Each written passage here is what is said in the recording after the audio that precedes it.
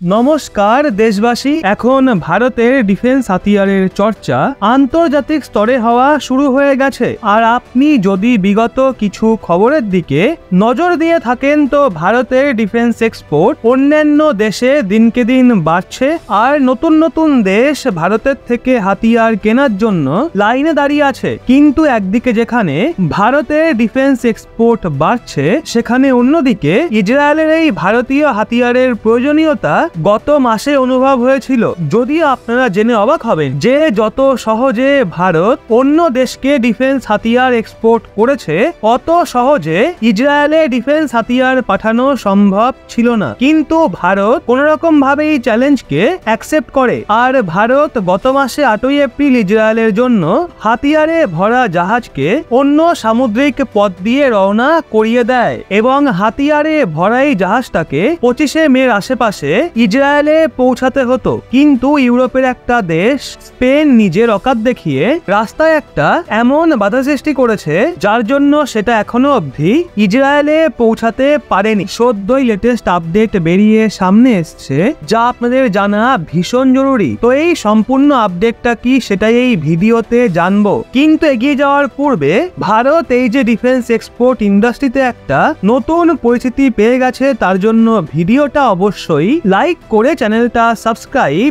অবশ্যই করুন, আমাদের মোটিভেট করে। এমনিতে দেখা হলে এই সময়ে ইসরায়েল এবং ভারতের বন্ধুত্বের চর্চা বিশ্বের অসংখ্য দেশে চলছে। আর আপনারা তো ভারত এবং রাশিয়ার মাঝে $4 বিলিয়ন ডিফেন্স হাতিয়ার কেনার ডিল ফাইনাল হতে শুনেইছেন। কিন্তু আপনারা এই বিষয়টা জেনে অবাক হবেন যে গত মাসে 8ই এপ্রিলের দিন ভারতের তরফ থেকে ইসরায়েলের জন্য বিস্ফোরক সামগ্রীতে ভরা জাহাজকে রওনা করে দেওয়া হয়েছিল।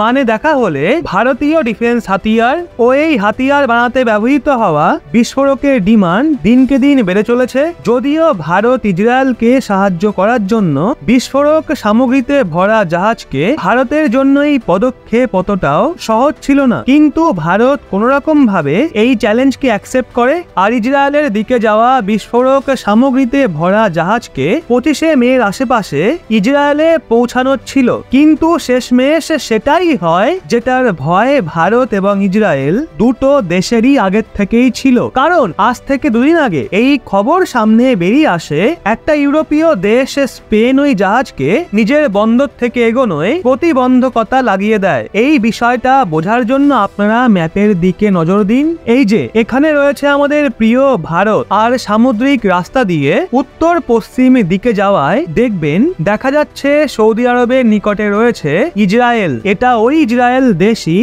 যাকে ভারত সামুদ্রিক পথে বিস্ফোরক সামগ্রী পাঠিয়েছে। এই ম্যাপটা একটু ছোট করলে দেখবেন ভারত থেকে ইসরায়েলে যাওয়ার যে সবচেয়ে সহজ রাস্তা রয়েছে, সেটা হলো আরব সাগর এবং লোহিত সাগরের সামুদ্রিক পথ হয়ে ইসরায়েলে পৌঁছানো। কিন্তু এই রাস্তায় সমস্যা যেটা হলো, এটা ইয়ামান হয়ে যায় এবং এই সময় ইসরায়েলে যাওয়া সমস্ত জাহাজের ওপর হুতি বিদ্রোহীরা হামলা করছে। সামগ্রীতে পরিপূর্ণ কোনো জাহাজ এই রাস্তা দিয়ে ইসরায়েলে যেতে পারবে না। অবশ্য ভারত এই বিষয়টা আগের থেকেই জানতো, সেই জন্য ভারত এই ছোট রাস্তার পরিবর্তে ভারত মহাসাগর হয়ে সাউথ আফ্রিকার পাশ দিয়ে সাউথ আটলান্টিক ওশিয়ান এবং নর্থ আটলান্টিক ওশিয়ান হয়ে ইসরায়েলের উদ্দেশ্যে বিস্ফোরক সামগ্রী জাহাজে লোড করে ভারতের তরফ থেকে পাঠানো হয়েছিল। রিপোর্ট অনুযায়ী এই জাহাজে কম পরিমাণ নয়, বরং 27 টন বিস্ফোরক সামগ্রী মজুদ ছিল, যা ইসরায়েলে হাতিয়ার বানাতে ব্যবহার করা হতো।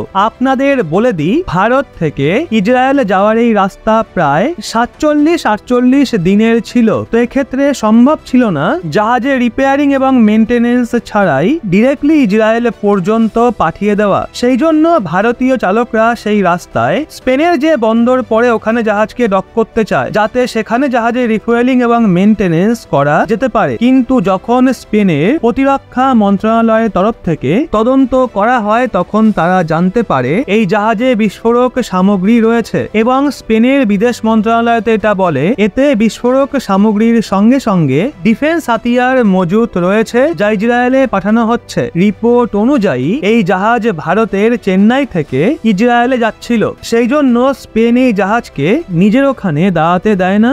আপাতত এই জাহাজ এই সময় সমুদ্রতেই রয়েছে আর স্পেনের তরফ থেকে পরিষ্কারভাবে বলে দেওয়া হয়েছে এই জাহাজকে কাটেগেনা বন্দর থেকে একদমই যেতে দেওয়া হবে না, কারণ স্পেন চায় মিডল ইস্টে শান্তি বজায় থাকুক। আর আপনাদের বলে দিই, ভারতের কাছে এছাড়া অন্য কোনো রাস্তাও নেই, কারণ ভারত অলরেডি লোহিত সাগরের বদলে আফ্রিকার এই লম্বা রাস্তাকে বেছে নিয়েছিল। এখন যাই হয়ে যা, ভারত এবং ইসরায়েলের জন্য কিছু না কিছু উপায় তো অবশ্যই বের করে ফেলবে। কিন্তু এখন আপনারা ভাবছেন, যখন সমস্ত দেশ ইসরায়েলের বিরোধিতা করছে, এমনকি আমেরিকা গত মাসেই ইসরায়েলকে দেওয়া হাতিয়ারের সমর্থন বন্ধ করে দেয় এবং স্পেনও চায় না ভারত ইসরায়েলকে সাহায্য করুক, তাহলে ভারত ইসরায়েলকে এমন সময়ে বিস্ফোরক সামগ্রী কেন পাঠাচ্ছে? সেই জন্য আপনাদের বলে দিই, ইসরায়েল বিকট পরিস্থিতিতে ভারতকে এত সহায়তা করেছে যে ইসরায়েলকে এমন সময়ে যতই সাহায্য করা হোক সেটা কম পড়বে, কারণ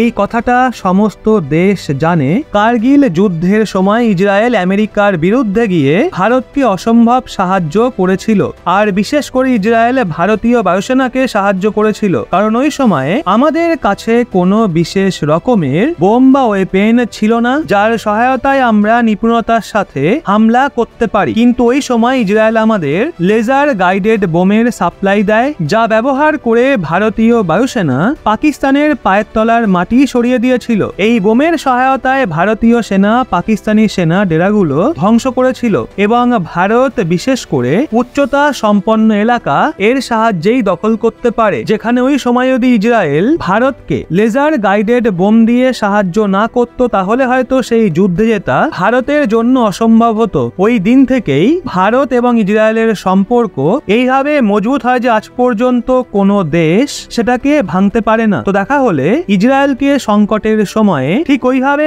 ভারত সাহায্য করছে, যেমন ভাবে কারগিল যুদ্ধের সময় ইসরায়েল ভারতকে খোলামেলা সমর্থন করেছিল এবং লেজার গাইডেড বোম সাপ্লাই করেছিল। সেই জন্য ভারতীয় প্রতিরক্ষা সূত্র বলছে, ইসরায়েলকে বিস্ফোরক সামগ্রী দিয়ে ভারত কোনো অন্তরাষ্ট্রীয় নিয়ম উল্লঙ্ঘন করেনি। এটুকুই নয়, আপনাদের এটাও বলে দিই, ইসরায়েলের অনেক সরকারি কোম্পানি ভারতে বিনিয়োগ করেছে। ভারতে ইসরায়েলি কোম্পানি বিস্ফোরক থেকে শুরু করে কিলার ড্রোন পর্যন্ত বানাচ্ছে, যার ব্যবহার শুধু ইসরায়েলি নয় বরং ভারতও নিজের জন্য করতে পারে। সেই জন্য ভারতীয় কোম্পানি সদ্যই বিস্ফোরক ও ড্রোনের সাপ্লাই করেছে। ইসরায়েল যখন ভারতের কাছে বিস্ফোরক সামগ্রীর সাপ্লাই চায়, তখন ভারতও বিষয়টা বুঝতে পারে যে ইসরায়েলকে সাহায্যের প্রতিদান দেওয়ার এটাই মোক্ষম সুযোগ। সেই জন্য ভারত মোটামুটি 27 টন বিস্ফোরক সামগ্রী ইসরায়েলের উদ্দেশ্যে রওনা করিয়ে দেয়। বাকি আপনাদের কি মনে হয়, ভারতের দ্বারা ইসরায়েলে পাঠানো বিস্ফোরক সামগ্রী সাকসেসফুলি কি পৌঁছাতে পারবে নাকি না? নিজের গুরুত্বপূর্ণ মতামত কমেন্টে অবশ্যই জানান। আর হ্যাঁ, আমাদের ভিডিও আপনার ভালো লাগলে অবশ্যই একটা লাইক এবং চ্যানেলটা সাবস্ক্রাইব করে আমাদের সঙ্গে থাকবেন।